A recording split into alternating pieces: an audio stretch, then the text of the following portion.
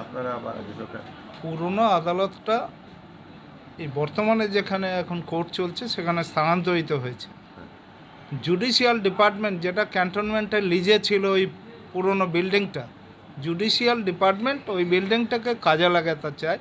আমরা জানতে পারি আমাদের যে জোনাল জাজ দেবাংশু বসাক এবং অনারেবল জাজ সাব্বার রশিদি সাহেব ওনারা আমাদের জানিয়েছেন ওই বিল্ডিংটা কাজে লাগাতে চায় এবং লিজটা কন্টিনিউ করতে চান। এই মর্মে ওখানে লিজের একটা রেন্ট নিয়ার অ্যাবাউট 29,000 টাকা বাকি আছে, সেটা ওনারা গভর্নমেন্টের সঙ্গে করসপন্ডেন্স করছেন। ওই রেন্টটা দেওয়ার পর জুডিশিয়াল ডিপার্টমেন্ট ওখানে একটা এই জুডিশিয়াল কাজে মানে ব্যারাকপুরের যারা বিচারপ্রার্থী মানুষ তাদের স্বার্থে ওই জমিটা কাজে লাগাতে চান। বহু প্রাচীন তো এই আদালত। হ্যাঁ, কত প্রাচীন হবে তাহলে?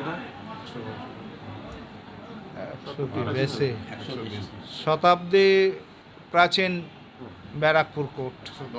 আচ্ছা।